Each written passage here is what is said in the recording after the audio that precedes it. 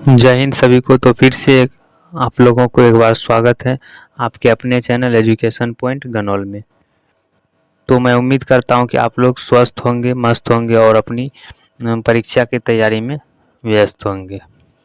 तो आज हम लोग जो है क्लास 10th का फिजिक्स, जिसे हम लोग हिंदी में भौतिकी के नाम से भी जानते हैं, तो उसका तीसरा चैप्टर, वैसे देखें तो ये दूसरा ही है बट हम लोग तीसरा चैप्टर में पढ़ते हैं।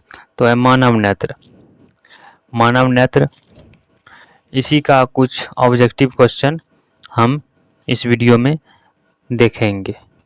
तो अगर आप लोग इससे पहले का वीडियो यानी प्रकाश का अपवर्तन का फुल ऑब्जेक्टिव कराया गया है, अगर उस वीडियो को आप लोग नहीं देखे हैं तो इसी वीडियो के जो है डिस्क्रिप्शन में प्रकाश का अपवर्तन का फुल ऑब्जेक्टिव क्वेश्चन का जो है लिंक दे दिया गया है, वहां से आप लोग जाकर उस वीडियो को देख सकते हैं। और अगर आप लोगों को इस क्वेश्चन का पीडीएफ चाहिए तो आप लोग जो है हमारे टेलीग्राम में जुड़कर वहां से प्राप्त कर सकते हैं। और अगर आप लोग शुरू से अंत तक इस वीडियो में बने रहते हैं तो यहाँ से जो है आप लोगों के एग्ज़ाम में कम से कम 5 अंक आने की पूरी गारंटी है। तो आप लोगों से रिक्वेस्ट है कि आप लोग 1 सेकंड के लिए भी स्किप ना करें इस वीडियो को और पूरा इस वीडियो को ध्यान से देखें, इससे आपकी तैयारी और भी बेहतर हो जाएगी। तो चलिए हम लोग शुरू करते हैं। तो हमारा पहला क्वेश्चन दिया है कि मानव नेत्र में किसी प्रकार का लेंस नहीं होता, अवतल लेंस होता है, उत्तल लेंस होता है, उत्तल दर्पण होता है। तो मानव नेत्र में जो है आप लोग पढ़ कर आए होंगे, तो आप लोगों को पता होगा कि मानव नेत्र में जो है कौन सा लेंस होता है, उत्तल लेंस होता है। कौन सा लेंस? उत्तल लेंस। तो ऑप्शन सी जो होगा वो हमारा सही जवाब हो जाएगा। तो चलिए हम लोग 2 नंबर का सवाल देखते हैं। तो सवाल है हमारा, तो सवाल कहता है कि मानव नेत्र वस्तु का प्रतिबिंब निम्न में से किस भाग पर बनाता है? ऑप्शन में कॉर्निया, आइरिस, रेटिना या परितारिका या पुतली। तो मानव का जो आँख होता है यानी मानव नेत्र, वो किसी भी वस्तु का प्रतिबिंब किस भाग पर बनाता है? तो वो रेटिना पर बनाता है। कहाँ पर बनाता है? रेटिना पर, जिसे हम लोग परितारिका भी कहते हैं। तो ऑप्शन सी जो होगा वो हमारा सही उत्तर हो जाएगा। अगर आप लोगों को यह वीडियो पसंद आए तो प्लीज़ इस वीडियो को लाइक करें, और इस चैनल पर पहली बार आए हैं तो इस चैनल को जो है ज़रूर सब्सक्राइब करें। तो चलिए हम लोग तीसरे सवाल पे चलते हैं। तो 3 नंबर का सवाल हमारा कहता है कि नेत्र द्वारा किसी वस्तु का कैसा प्रतिबिंब बनता है? तो हम लोग जानते हैं कि नेत्र जो है आँख एक कौन सा लेंस है? तो उत्तल लेंस है। तो उत्तल लेंस में कैसा प्रतिबिंब बनता है? तो ऑप्शन में है, ऑप्शन देखें तो ऑप्शन कहता है कि वास्तविक उल्टा तथा बाद, काल्पनिक सीधा तथा छोटा, काल्पनिक उल्टा तथा बड़ा, या वास्तविक उल्टा तथा छोटा। तो नेत्र जो द्वारा जो किसी वस्तु का प्रतिबिंब बनता है वो बनता है वास्तविक बनता है, उल्टा बनता है और छोटा बनता है। तो ऑप्शन डी जो होगा वो हमारा सही जवाब होगा। तो हमारा नेक्स्ट सवाल फिर से कहता है, अगला सवाल, कि सामान्य आँख के लिए स्पष्ट दर्शन की न्यूनतम दूरी होती है। यानी कोई भी सामान्य आँख है तो वह न्यूनतम यानी कम से कम कितनी दूरी तक की वस्तु को देख सकती है? तो ऑप्शन में 10 सेंटीमीटर, 15 सेंटीमीटर, 20 सेंटीमीटर, 25 सेंटीमीटर। तो सामान्य आँख के लिए जो स्पष्ट दृष्टि की न्यूनतम दूरी होती है कम से कम वो 25 सेंटीमीटर होती है। तो कम से कम जो है कोई भी 25 सेंटीमीटर से किसी भी वस्तु को देख सकती है। तो इसका आंसर जो होगा वो डी हो जाएगा। अगर पूछे अधिकतम दूरी, तो अधिकतम दूरी जो होता है वो अनंत होता है। अधिकतम दूरी क्या होगा? अनंत। अगर न्यूनतम पूछे तो 25 सेंटीमीटर और अधिकतम पूछे तो अनंत। तो ऑप्शन डी जो होगा वो हमारा करेक्ट आंसर होगा। फिर से हमारा अगला सवाल, अगला प्रश्न है। तो प्रश्न कहता है कि कैमरे का कौन सा भाग आंखों के रेटिना की तरह कार्य करता है? तो ऑप्शन में द्वारक, लेंस, फिल्म या शटर। तो कैमरे का जो है कौन सा भाग आंख के रेटिना की तरह कार्य करता है? तो फिल्म जो होता है कैमरे का फिल्म, वो रेटिना की तरह कार्य करता है। ऑप्शन सी जो होगा वो हमारा सही जवाब हो जाएगा। फिर से हमारा अगला प्रश्न कहता है कि एक स्वस्थ मानव नेत्र के लिए निकट बिंदु तथा दूर बिंदु क्रमशः होते हैं। तो आप लोगों को हम बताए पहले कि मानव नेत्र के लिए निकट बिंदु यानी न्यूनतम दूरी जो होती है वो 25 सेंटीमीटर होती है। कितना होती है? 25 सेंटीमीटर। और दूर बिंदु जो होती है अधिकतम दूरी वो अनंत होता है। तो ऑप्शन में 0 एवं अनंत, 25 सेंटीमीटर एवं 250 सेंटीमीटर, 25 सेंटीमीटर एवं अनंत, 0 एवं 25 सेंटीमीटर। तो निकट बिंदु हो गई 25 सेंटीमीटर और दूर हो गया अनंत। तो ऑप्शन सी जो होगा वो हमारा सही जवाब हो जाएगा। तो फिर से हमारा अगला प्रश्न आता है। तो प्रश्न कहता है कि नेत्र में प्रवेश करने वाले प्रकाश किरणों का अधिकांश अपवर्तन होता है। तो सवाल है कि नेत्र में प्रवेश करने वाले प्रकाश किरणों का अधिकांश अपवर्तन होता है। ऑप्शन में भी नेत्र के अंतर पृष्ठ पर, नेत्रोद अंतर पृष्ठ पर, दृष्टि पटल की बाहरी पृष्ठ पर, इनमें से कोई नहीं। तो नेत्र में जो प्रवेश करने वाली प्रकाश की किरण होती है वो अधिकांश अपवर्तन जो होता है वो दृष्टि पटल के बाहरी पृष्ठ पर होता है। कहाँ पर होता है? तो दृष्टि पटल के बाहरी पृष्ठ पर। तो ऑप्शन सी जो होगा वो हमारा करेक्ट आंसर हो जाएगा। फिर से हमारा अगला प्रश्न कहता है कि समान नेत्र के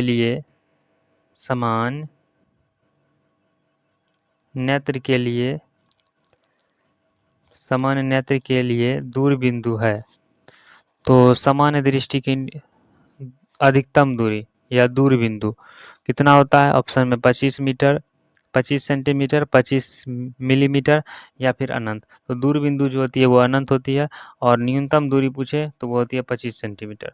न्यूनतम दूरी 25 सेंटीमीटर और दूर बिंदु या अधिकतम दूरी अनंत होता है। तो ऑप्शन डी हमारा सही जवाब होगा। फिर से हमारा अगला प्रश्न कहता है। तो प्रश्न है हमारा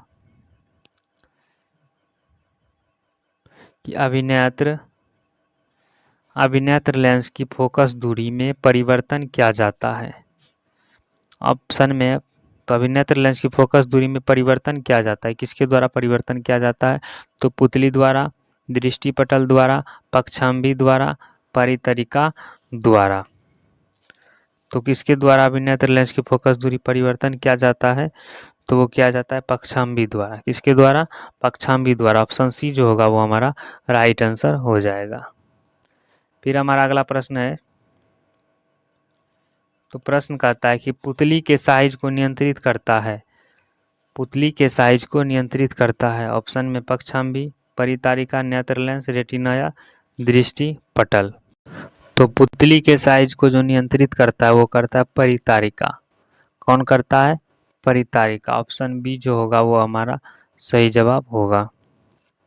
फिर हमारा अगला प्रश्न कहता है। तो अगला प्रश्न कहता है हमारा कि दूर दृष्टि दोष वाली आंख साफ साफ देख सकती है। तो दूर दृष्टि दोष वाले आंख, तो जिस व्यक्ति को दूर दृष्टि दोष होता है उसको कहाँ का वस्तु जो है साफ साफ नहीं देख सकती है? तो ऑप्शन में दूर की वस्तुओं को, निकट की वस्तुओं को, बड़ी वस्तुओं को, केवल छोटी वस्तुओं को। तो दूर दृष्टि दोष वाला आंख जो होता है वो साफ साफ देख सकता है दूर की वस्तु को। अगर पूछे निकट दृष्टि दोष। तो निकट दृष्टि दोष में जो होता है वो नज़दीकी चीज़ साफ साफ दिखाई देती है और दूर की चीज़ साफ साफ नहीं दिखाई देती है। तो वो हो गया हमारा निकट दृष्टि दोष। और दूर दृष्टि दोष तो दूर की साफ साफ दिखाई देगी और निकट की चीज़ साफ साफ दिखाई नहीं देगी। तो दूर दृष्टि दोष वाली आँख जो है साफ साफ वो दूर की वस्तुओं को देख सकता है। ऑप्शन ए जो होगा वो हमारा सही आंसर होगा। फिर हमारा अगला प्रश्न कहता है कि नेत्र की असमंजन क्षमता कम हो जाने से उत्पन्न होती है। तो नेत्र की असमंजन क्षमता कम हो जाने से क्या होती है? तो ऑप्शन में दूर दृष्टि दोष, जरा दूर दृष्टि दोष, निकट दृष्टि दोष, वर्णांधता। तो नेत्र की जब असमंजन क्षमता तो नेत्र की असमंजन क्षमता जब कम हो जाती है तो वह उत्पन्न होती है जरा दृष्टि दोष। कौन सा दृष्टि दोष? जरा दृष्टि दोष। ऑप्शन बी जो होगा वो हमारा सही जवाब हो जाएगा। फिर हमारा अगला प्रश्न कहता है, तो प्रश्न है हमारा कि जो नेत्र निकट की वस्तु को साफ नहीं देख सकता उस नेत्र में होता है। तो जो नेत्र निकट की यानी नजदीक की वस्तु को नहीं देख सकता उस नेत्र में कौन सा दोष होता है? ऑप्शन में दूर दृष्टि दोष, निकट दृष्टि दोष, जरा दृष्टि दोष, वर्णांधता। तो जो नेत्र निकट की वस्तु को नहीं देख सकती यानी दूर की वस्तु को देख सकती है, निकट की वस्तु को नहीं देख सकती, तो वो हो जाएगा दूर दृष्टि दोष। कौन सा दोष हो जाएगा? दूर दृष्टि दोष। ऑप्शन ए जो होगा वो हमारा सही जवाब होगा। तो फिर से हमारा अगला प्रश्न कहता है, तो अगला प्रश्न है कि निकट दृष्टि दोष में किस लेंस का प्रयोग होता है? निकट दृष्टि दोष में ऑप्शन में उत्तल लेंस, अवतल लेंस, बेलनाकार, बाइफोकल। तो निकट दृष्टि दोष में जो है कौन सा लेंस हो जाएगा? तो निकट दृष्टि दोष में जो है वो अवतल लेंस हो जाएगा। कौन सा लेंस? अवतल लेंस। ऑप्शन बी हमारा करेक्ट आंसर होगा। और अगर पूछे कि दूर दृष्टि दोष में जो है कौन सा लेंस का प्रयोग होगा, तो दूर दृष्टि दोष में जो होता है वो उत्तल लेंस का होता है। और अगर प्रश्न में आए कि जरा दूरदर्शिता यानी जरा दृष्टि दोष में कौन सा लेंस का प्रयोग होता है, तो उसमें उत्तल लेंस और अवतल लेंस दोनों लेंसों का यूज होता है, दोनों लेंस का प्रयोग होता है। उत्तल और अवतल जिसमें दोनों का प्रयोग होता है वो हो गया जरा दृष्टि दोष, और जिसमें अवतल लेंस का प्रयोग हो वह निकट दृष्टि दोष। अगर उत्तल लेंस का जहाँ पे प्रयोग हो रहा है तो वो दूर दृष्टि दोष हो जाएगा। तो चलिए फिर से हम अगले सवाल की ओर चलते हैं।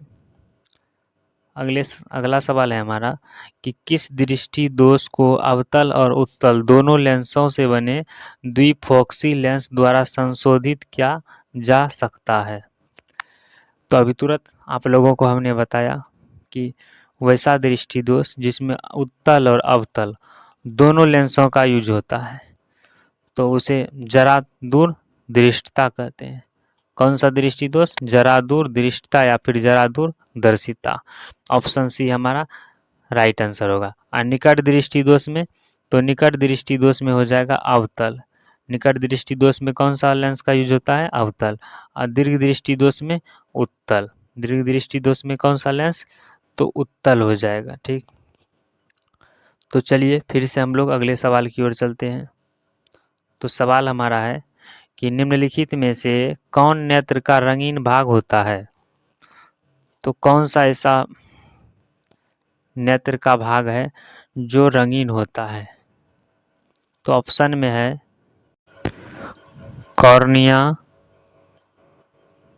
कॉर्निया, रेटिना, परितारिका, पुतली। तो नेत्र का जो है रंगीन भाग जो है वो है हमारा कॉर्निया। कॉर्निया जो होता है वो नेत्र का रंगीन भाग कहलाता है।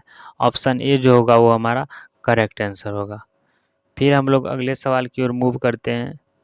तो अगला सवाल कहता है हमारा कि मानव नेत्र के लिए दृष्टि का अस्थायित्व होता है? मानव नेत्र के लिए दृष्टि का अस्थायित्व होता है। ऑप्शन में है 1/10 सेकेंड, 1/16 सेकेंड, 1/6 सेकेंड या फिर 1/18 सेकेंड। तो मानव नेत्र के लिए जो दृष्टि की अस्थायित्व होती है वो होती है 1/10 सेकेंड। ऑप्शन ए जो होगा वो हमारा सही जवाब होगा। फिर हमारा अगला प्रश्न कहता है कि प्रकाश का न्यूनतम तरंगदैर्घ्य है। प्रकाश का न्यूनतम तरंगदैर्घ्य कितना होता है? तो ऑप्शन में 550 नैनोमीटर, 380 नैनोमीटर, 100 नैनोमीटर, 700।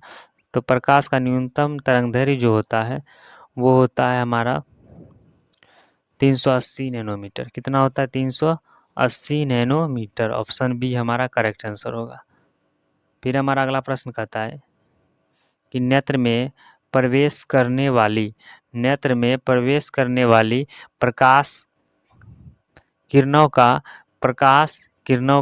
तो नेत्र में प्रवेश करने वाली प्रकाश किरणों का अधिकांश अपवर्तन होता है।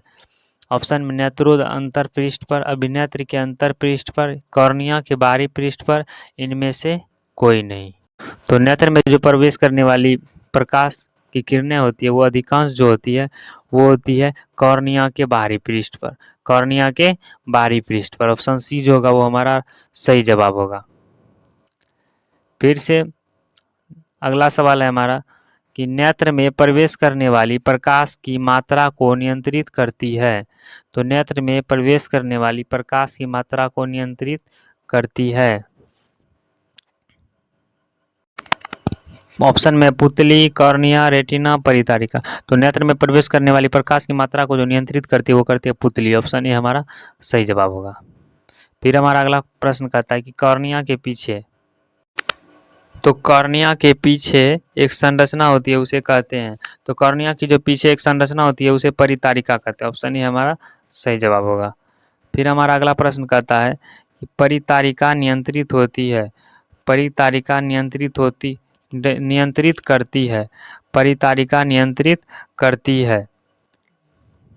तो क्या नियंत्रित करती है? तो ये पुतली के साइज को नियंत्रित करती है। परितारिका क्या नियंत्रित करती है? पुतली के साइज को जो है नियंत्रित करती है, कंट्रोल करती है। ऑप्शन डी हमारा सही जवाब होगा। फिर हमारा अगला प्रश्न है, तो अगला प्रश्न कहता है हमारा तो मोतियाबिंद की स्थिति होती है जब ऑप्शन में क्रिस्टलीय लेंस दुधिया हो जाए, क्रिस्टलीय लेंस धुंधला हो जाए, क्रिस्टलीय लेंस पीला हो जाए या ए एवं बी दोनों। तो मोतियाबिंद की जो स्थिति होती है वो या तो लेंस का दुधिया हो जाता है या लेंस धुंधला हो जाता है। तो ऑप्शन डी जो होगा ए एवं बी दोनों ये हमारा सही जवाब होगा। फिर से हमारा अगला प्रश्न कहता है कि जरा दृष्टि दोष को दूर करने के काम में लाया गया लेंस होता है। तो जरा दृष्टि दोष को दूर करने के काम में लाया गया लेंस उत्तल और अवतल दोनों होता है। उत्तल और अवतल दोनों होता है, जिसे हम लोग जो है बाइफोकल कहते हैं। कौन सा लेंस कहते हैं? बाइफोकल। बाइफोकल जो होता है वो जरा दूर दृष्टि दोष को दूर करने के लिए काम में लाया जाता है, बाइफोकल लेंस। ऑप्शन डी हमारा करेक्ट आंसर होगा। फिर हमारा नेक्स्ट क्वेश्चन है, तो सवाल कहता है हमारा कि किस दृष्टि दोष के निवारण के लिए अवतल लेंस का उपयोग किया जाता है? किस दृष्टि दोष के निवारण के लिए अवतल लेंस का प्रयोग किया जाता है? तो अवतल लेंस का जो प्रयोग किया जाता है वो निकट दृष्टि दोष के लिए किया जाता है। कौन सा लेंस के लिए? कौन सा दृष्टि दोष के लिए? तो निकट दृष्टि दोष के लिए अवतल लेंस का। और दीर्घ दृष्टि दोष के लिए कौन सा लेंस का यूज किया जाता है? तो उत्तल लेंस का किया जाता है। कौन सा लेंस? उत्तल लेंस। और जरा दृष्टि दोष के लिए तो ये बाइफोकल यानी उत्तल और अवतल दोनों लेंस का यूज होता है। ठीक। फिर से हमारा अगला प्रश्न है कि इंद्रधनुष रंगीन क्यों होते हैं? ऑप्शन में जल कण द्वारा श्वेत प्रकाश के वर्ण विक्षेपण के कारण, जल कण द्वारा अवशोषण के कारण, वायु द्वारा श्वेत प्रकाश के वर्ण विक्षेपण के कारण, इनमें से कोई नहीं। तो इंद्रधनुष जो रंगीन होती है, तो इंद्रधनुष रंगीन जो होती है वो होती है जल कण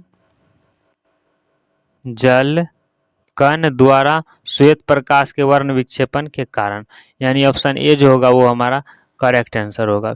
ठीक, फिर हमारा अगला प्रश्न कहता है कि प्रकाश संश्लेषण के लिए, क्या बोला प्रश्न, कि प्रकाश संश्लेषण के लिए दृश्य प्रकाश स्पेक्ट्रम का सबसे प्रभावी रंग है। स्पेक्ट्रम का सबसे प्रभावी रंग है, तो कौन सा रंग है सबसे प्रभावी रंग? ऑप्शन में लाल, नीला, पीला, हरा। तो लाल जो होता है वो सबसे प्रभावी रंग होता है, यानी इसका तरंगदैर्घ्य जो होता है लाल का सबसे अधिक होता है। और अगर पूछे सबसे कम, तो सबसे कम जो होता है वो तरंगदैर्घ्य वो होता है बैगनी का। कौन सा होता है, कौन सा रंग का? बैगनी। अगर पूछे विचलन सबसे ज़्यादा किसका होता है, किस रंग का विचलन सबसे ज़्यादा होता है, तो बैगनी रंग का जो बैगनी कलर जो होती है उसका विचलन ज़्यादा, वो विचलित ज़्यादा होती है। और अगर विचलन कम पूछे कि किस रंग का जो है विचलन सबसे कम होता है, तो वो लाल का होता है। तरंगदैर्घ्य ज़्यादा होगा बट विचलन जो होगा वो कम होगा, और बैगनी का जो है तरंगदैर्घ्य कम रहेगा और विचलन ज़्यादा रहेगा। तो इसमें जो हमारा प्रभावी रंग जो है सबसे वो लाल होता है। ऑप्शन ए हमारा सही जवाब होगा। फिर हमारा अगला प्रश्न कहता है कि कुछ बादलों का रंग उजला क्यों होता है? तो कुछ बादलों का जो रंग होता है वो उजला किसके कारण होता है? तो बादलों का जो रंग उजला होता है वो प्रकीर्णन के कारण होता है। किसके कारण होता है? प्रकीर्णन के कारण। ऑप्शन बी जो होगा वो हमारा सही जवाब हो जाएगा। फिर से हमारा नेक्स्ट क्वेश्चन है, तो सवाल कहता है हमारा कि स्पेक्ट्रम में किस रंग की किरण का झुकाव अधिक होता है, यानी विचलन जो होता है वो सबसे अधिक होता है। तो अभी आप लोगों को हम बताए, तो सबसे अधिक जो झुकाव होता है वो बैगनी का होता है। किसका होता है? बैगनी। ऑप्शन डी जो होगा वो हमारा करेक्ट आंसर हो जाएगा। कौन सा होगा? बैगनी। और सबसे कम लाल का होता है। सबसे कम झुकाव किसका होता है? तो लाल रंग का होता है। ठीक, तो फिर से आप लोगों को मैं कहना चाहूँगा कि अगर आप लोगों को यह वीडियो पसंद आए तो इस वीडियो को जो है लाइक करें और ज़्यादा से ज़्यादा अपने दोस्तों के साथ शेयर करें। और अगर इस चैनल पर आप लोग पहली बार आए हैं तो इस चैनल को जो है सब्सक्राइब कर लें। तो चलिए हम लोग सवाल देखते हैं। तो सवाल हमारा है कि स्पेक्ट्रम प्राप्त करने के लिए किसका उपयोग होता है? तो स्पेक्ट्रम प्राप्त करने के लिए खास तौर पर जो है वो प्रिज्म का होता है। किसका होता है? प्रिज्म का। ऑप्शन डी हमारा सही जवाब होगा। फिर हमारा क्वेश्चन है कि टिंडल प्रभाव प्रकाश की कौन सी परिघटना को प्रदर्शित करता है? टिंडल प्रभाव परावर्तन पर, प्रकाश का अपवर्तन, प्रकाश का विक्षेपण, प्रकाश का प्रकीर्णन। तो टिंडल प्रभाव प्रकाश की जो है वो प्रकाश के प्रकीर्णन पर, प्रकीर्णन की परिघटना को प्रदर्शित करता है। ऑप्शन डी जो होगा वो हमारा करेक्ट आंसर हो जाएगा। फिर हमारा अगला सवाल कहता है कि तरंगदैर्घ्य को सामान्यतः व्यक्त किया जाता है। तरंगदैर्घ्य को सामान्यतः व्यक्त किया जाता है। तो तरंगदैर्घ्य को सामान्यतः किसमें व्यक्त किया जाता है?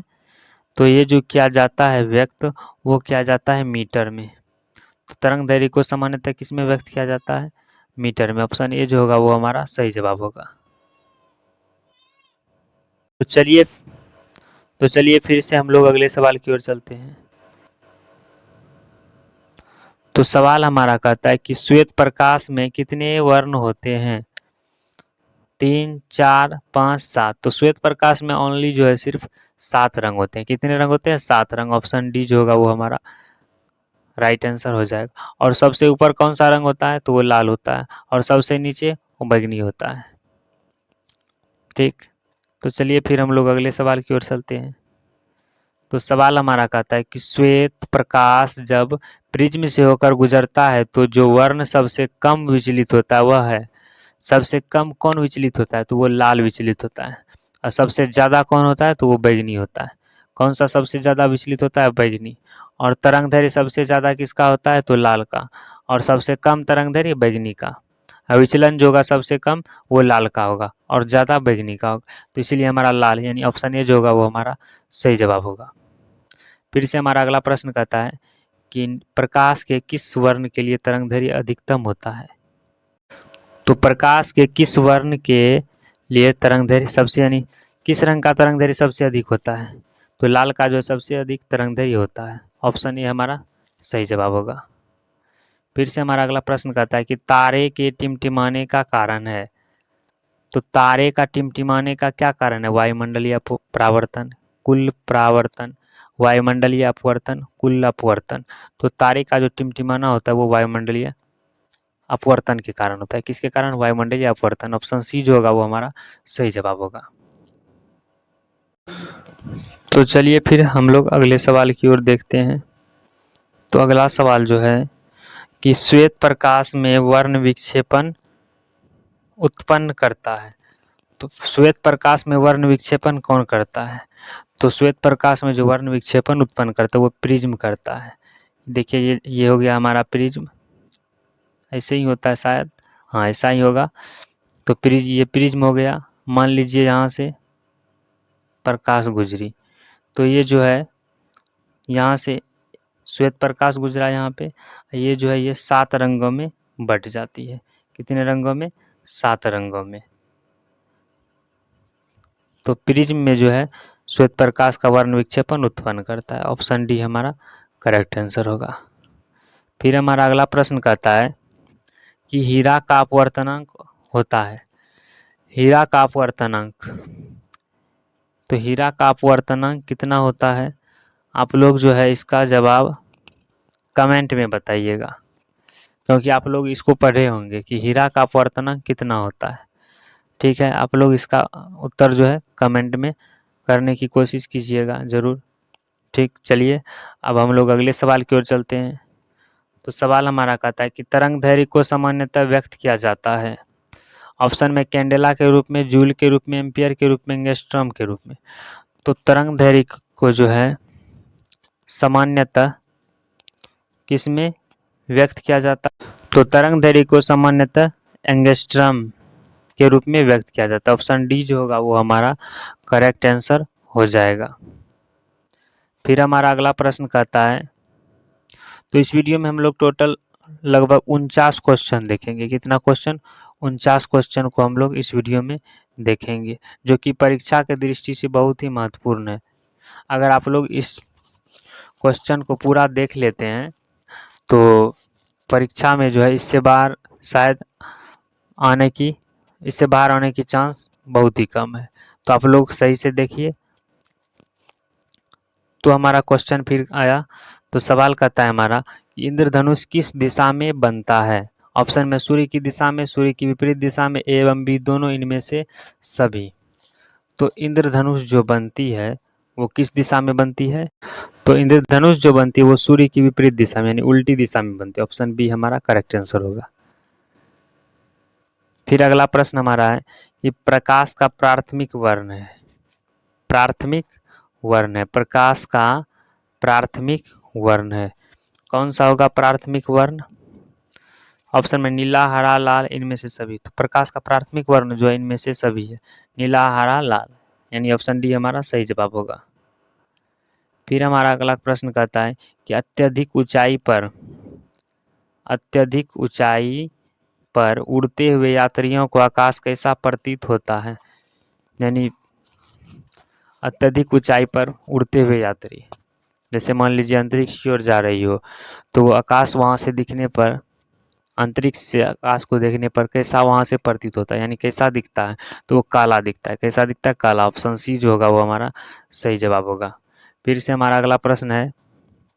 तो सवाल कहता है कि प्रकाश की किस घटना के कारण सूर्य हमें वास्तविक सूर्योदय से लगभग 2 मिनट पूर्व यानी पहले दिखाई देने लगता है। तो कब देने लगता है ये। तो ये देने लगती है, किसके कारण दिखाई देती है। तो वायुमंडलीय अपवर्तन के कारण। तो प्रकाश की कौन सी घटना के कारण। तो वायुमंडलीय अपवर्तन के कारण जो है सूर्य हमें वास्तविक सूर्योदय से लगभग 2 मिनट पहले ही जो है, यानी सूर्य उगने से पहले ही दिखने लगती है, पूरा लाल टाइप से। सुबह में देखे होंगे आप लोग। तो ऑप्शन बी हमारा इसीलिए सही जवाब होगा। फिर से हमारा अगला प्रश्न है कि किसी अंतरिक्ष यात्री को आकाश कैसा प्रतीत होता है। तो अंतरिक्ष यात्री को जो है आकाश काला प्रतीत होता है। कैसा प्रतीत होता है? काला। ऑप्शन सी हमारा सही जवाब होगा। फिर हमारा अगला प्रश्न है। तो प्रश्न कहता है कि निम्न में से किस माध्यम में प्रकाश की चाल अधिकतम होती है। तो प्रकाश की चाल सबसे जो अधिक होती है वो किस में होती है? तो किस माध्यम में प्रकाश की चाल अधिकतम होती है? तो वो होती है हवा। हवा में जो है प्रकाश की चाल सबसे अधिक होती है। ऑप्शन ए जो होगा वो हमारा करेक्ट आंसर होगा। अगर पूछे तो किस माध्यम में प्रकाश की चाल न्यूनतम होती है यानी कम होती है, तो वो कांच में होती है। न्यूनतम पूछे तो कांच और अधिकतम पूछे तो हवा। तो प्रकाश का माध्यम सबसे अधिक किस में होता है? चाल, प्रकाश की चाल अधिकतम होती है हवा में और न्यूनतम कांच में। तो ऑप्शन ए जो होगा वो हमारा सही जवाब होगा।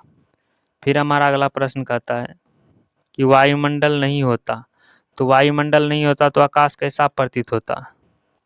तो वायुमंडल नहीं होता तो आकाश कैसा प्रतीत होता? तो वो काला प्रतीत होता। कैसा प्रतीत होता?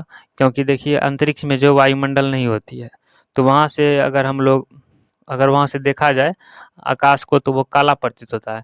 इसीलिए वायुमंडल अगर नहीं होगा तो आकाश कैसा प्रतीत होगा? काला होगा। ऑप्शन सी हमारा सही जवाब होगा। फिर हमारा अगला प्रश्न है कि खतरे के संकेत का प्रकाश किस रंग का होता है। तो खतरे के संकेत का जो है रंग वो लाल रंग का होता है, क्योंकि लाल रंग का जो है तरंगदैर्घ्य अधिक होता है, क्योंकि वो दूर से भी दिख सकती है। इसीलिए तो खतरे के संकेत में देखिएगा अक्सर लाल रंग का ही प्रयोग किया जाता है। इसलिए हमारा ऑप्शन डी जो होगा वो सही हो जाएगा। फिर अगला प्रश्न है कि सूर्योदय या सूर्यास्त के समय आकाश कैसा दिखता है। तो ये लाल रक्ताभ यानी रक्त के समान दिखता है। सूर्योदय यानी सूर्य उगने के समय और सूर्य डूबने के समय देखिएगा आकाश जो है लाल रक्त के जैसा यानी खून के जैसा लाल दिखता है। ऑप्शन ए हमारा सही जवाब होगा। फिर हमारा अंतिम सवाल आ गया, लास्ट सवाल। इसी सवाल के बाद हम लोग इस वीडियो को एंड करेंगे। तो इंद्रधनुष में कितने रंग होते हैं। तो इंद्रधनुष में जो है कितने रंग होते हैं, इसका जवाब जो है आप लोग कमेंट में दीजिएगा। किस में दीजिएगा? कमेंट में। इस क्वेश्चन का जो है जवाब आप लोग कमेंट में दीजिएगा। और अगर आप लोगों को इस क्वेश्चन का अगर पीडीएफ चाहिए तो हमारे टेलीग्राम चैनल से जुड़कर वहाँ से पीडीएफ ले सकते हैं। और अगर आप लोगों को यह वीडियो पसंद आया हो तो प्लीज़ इस वीडियो को लाइक ज़रूर करें और ज़्यादा से ज़्यादा शेयर करें। और इस चैनल पर आप लोग पहली बार आए हैं तो चैनल को सब्सक्राइब ज़रूर कर लें। धन्यवाद। जय हिंद।